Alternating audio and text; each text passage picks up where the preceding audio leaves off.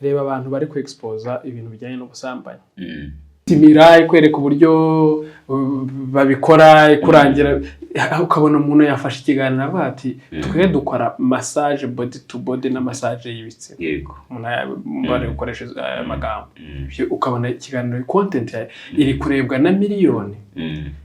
rero Imena igiye tuvuga ati cyangwa se dufate wa muntu wagiranye ikibazo n'umuryango wiwe sibyo none yarangiza aho kujya kureba umuterapist kugira ngo amuvure amubwire n'icyo kibazo cyamuteye stress afite akajya kuri kamera kujya kumuvuga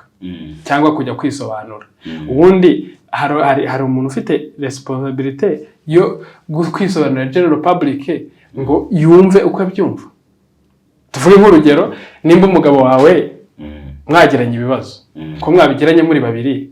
wenda n'abaturanyi bake bahari batagiye no kuri kamera kubivuga wowe ujya kuri kamera kwisobanura cyangwa se kubivuga kugira ngo bigende bite ko ari na hahandi uzahura na babandi bawo musadike twahoze tuvuga barangiza bakahita bagusebya bakakwandagaza